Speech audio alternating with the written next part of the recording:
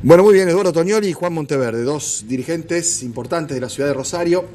Yo he padecido eso, dos jóvenes dirigentes con mucho futuro, porque cuando te dicen joven y mucho futuro es que en el presente te dan poca voz, ¿no? Tenés que esperar. Claro, como yo empecé muy joven y ya soy un hombre mayor, no me gusta esa jóvenes dirigentes como si el joven fuera un valor agregado. Es un momento de la vida y a ustedes los toca estar representando a parte del pueblo de Rosario en una banca en el Consejo Municipal. Con una perspectiva interesantísima, con un desafío que es la construcción de alternativas políticas frente a una situación que parece sólida y establecida, con intereses bien claros y bien definidos.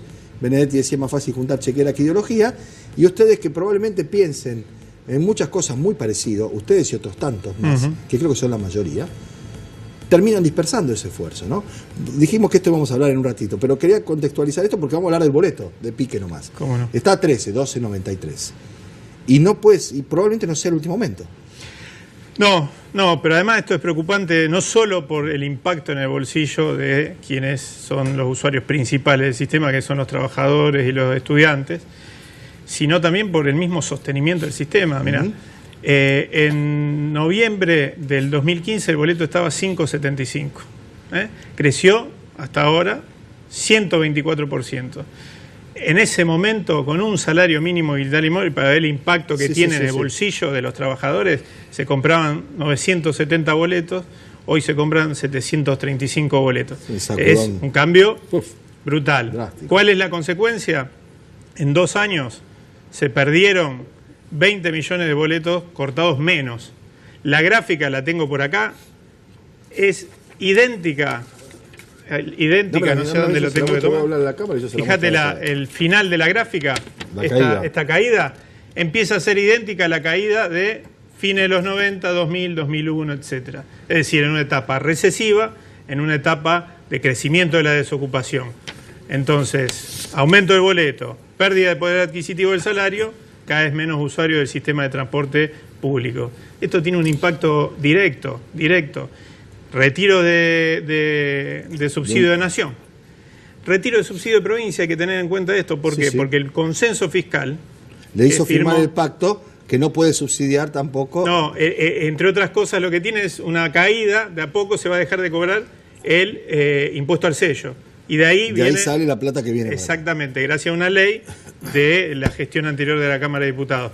Si todo esto lo volcamos exclusivamente al bolsillo del usuario, en esta lógica que tiene el Estado Nacional y que absorbe de alguna manera, acepta el Estado Municipal al bolsillo del usuario, con esto de que los subsidios son algo espurio, etcétera, que no corresponde. Empezamos a destruir el sistema de transporte. Ahora, Juan, yo veía que incluso en la conversación paritaria con la UTA en Buenos Aires, los empresarios le dicen a las municipalidades que sea a través de las tarifas que ellos puedan regular los aumentos salariales a los trabajadores y el precio del boleto, es decir, como diciendo, aumenten, ¿no? Sí, a ver, yo creo que concuerdo con todo lo que dijo Eduardo recién, y también a veces va, nuestro país va en contra muchas veces del sentido, nuestro país, nuestra ciudad, en contra del sentido común y en contra de lo que se está haciendo, en esta idea de siempre tomar de ejemplo los países desarrollados, ¿verdad? Por ejemplo, para un dato de cómo esto, sobre todo el gobierno nacional con esta idea de la quita de subsidio y que en teoría eso es una economía seria. Alemania hoy está haciendo 5 experiencias de ciudades donde el transporte es gratis.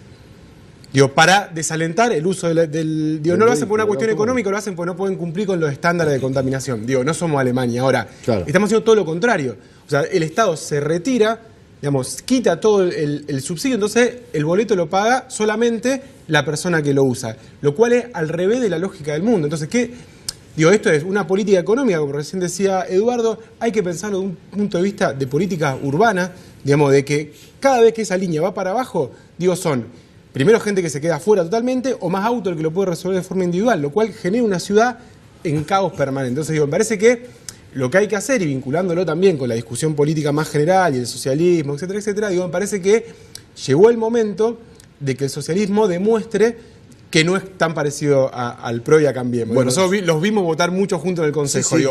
¿Por qué no empezamos a hacer a partir de las políticas de transporte, a partir de las políticas urbanísticas, cosas que... de servicio, cosas alimentarias. Bueno, le decía mientras iba a la pausa que yo me tomé el trabajo con nuestro productor Juan Giosa, que le mandamos un saludo, está en un momento difícil familiar, de ver el discurso de Fein en esta apertura de sesiones y el discurso del año anterior, ¿no?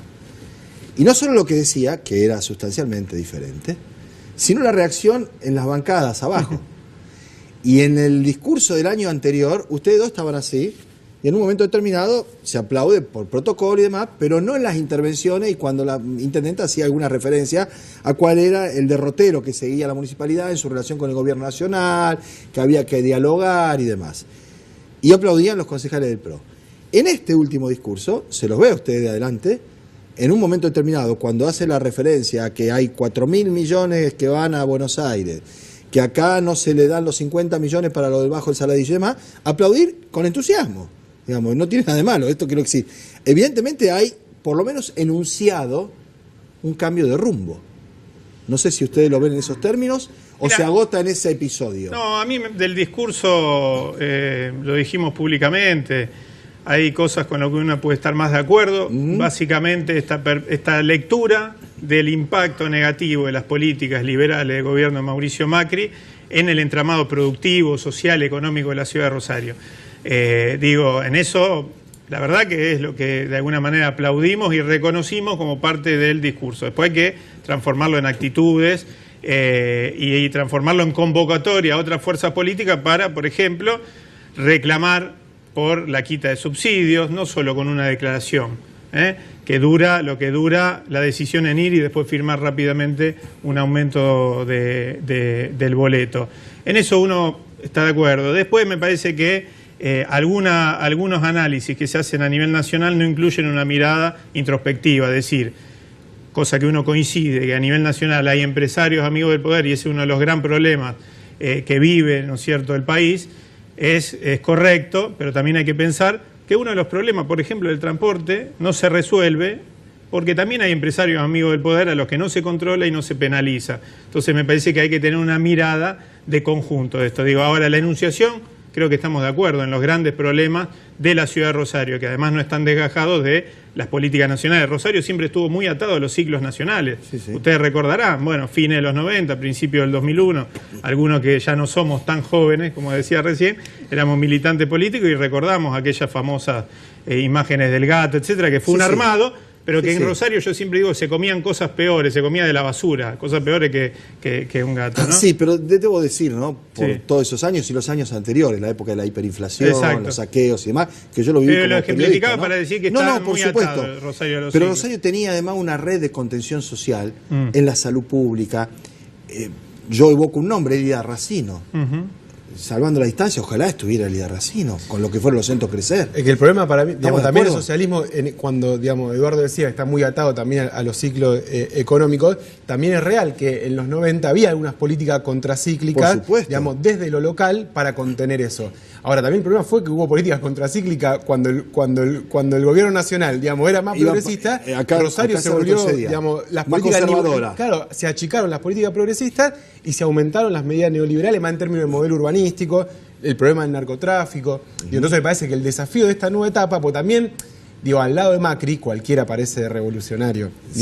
O sea, entonces también, como que el discurso progresista, como que cualquiera lo puede decir hoy. Entonces me parece que lo que viene la etapa es decir, vamos a traducir esto en políticas concretas. Vamos a discutir distribución de la tierra, vamos a discutir cómo hace la gente para tener una vivienda en esta ciudad y no tener que irse a vivir a Funa, Roland. Hay una cantidad de temas que la verdad que no están abordados desde una perspectiva local.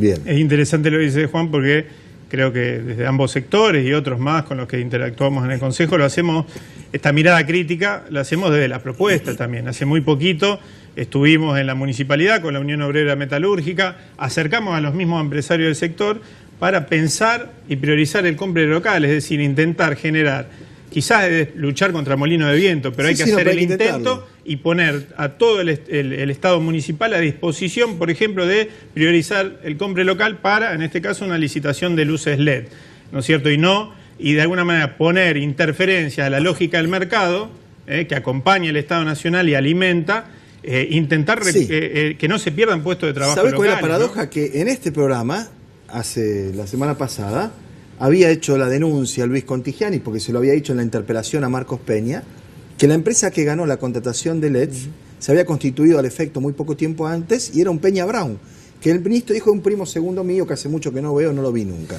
Bueno, esa es la empresa que también contrata acá, es más o menos lo que decía Juan, ¿no? Sí. Una cosa, dime lo que... No, pero no solo contrata, se la están ofreciendo a localidades del interior del país. Con un programa extraordinario para que con lo esa puedan empresa. hacer. Vamos, muchachos. Sí, bien armado. No, y además, digo, esto del proyecto en el Consejo, durmiendo, porque no se tratan básicamente por el socialismo junto con el PRO, hay cientos.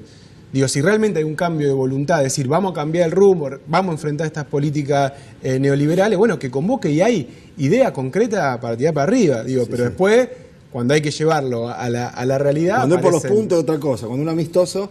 ¿no? Ahora, sus organizaciones políticas, cada uno pertenece a una diferente, como decía antes, hay algunos puntos coinciden, otros no. En algún momento van a tener que decidir qué les parece el tema de la reforma constitucional, porque si bien yo estoy de acuerdo con que no es una prioridad, con que no es lo que la gente está hablando por la calle, que es lo que dice Perotti, que la gente no se para acá y está preocupada porque la cuenta el boleto o porque hay una situación que no se puede sostener en distintas áreas, la inseguridad y demás, pero si fuese por eso nunca habría habido reforma constitucional en ningún lado en ningún momento, ¿sí? Esto es lo primero que quiero dejar en claro. Lo otro es que si se va a plantear el debate, hay que dar el debate, ¿no? Me gustaría saber si vos tenés posición formada, sí, claro. Lo mismo Juan, partidariamente, personalmente. Mira, en primer lugar, aclarar que las decisiones dentro del Partido Justicialista se toman en los ámbitos orgánicos, Congreso, etcétera. No, digo porque estoy dando la posición de un sector, de una línea interna. Sí. Y digo, y esto también vale para senadores, diputados, etcétera. Sí, que opinan ellos, después cada uno sí tiene la fuerza y la presencia que puede. Respetará más o menos lo que decida el partido. Nosotros siempre hemos sido de la idea de nuestro espacio dentro del justicialismo, que es el movimiento Evita, de que si vamos hacia una reforma constitucional, tiene que ser para incorporar a nuestra Carta Magna provincial derechos. Estamos de acuerdo en eso, todos dicen eso. No. ¿Vos sabés qué es lo que se juega porque ahora? Yo he escuchado exclusivamente planteo que tienen que ver con que si las comunas en vez de 2 son por 4 años. Si hay reelección o no reelección. Si hay autonomía o no autonomía. En algunos casos se puede definir por ley esas cosas. Primero. Y segundo, eso se define en la convención. Después. Bueno, por supuesto, digo, pero uno genera... decide. Igual también hay unos temas a tratar. Claro, puede haber núcleo de coincidencias básicas. Claro, también. no quería usar esa expresión. Pero es la verdad, es lo que fue. No me gusta esa expresión, pero digo... Sí, todos los temas que aparecen son de la política hasta ahora. Por supuesto. Digamos. Exactamente. Obviamente uno no nació ayer y sabe que si hay, digamos, se mueve todo un andamiaje para reformar algún interés político concreto, que puede ser la reelección. Y puede ser que cualquier interés, además, cualquier interés es válido.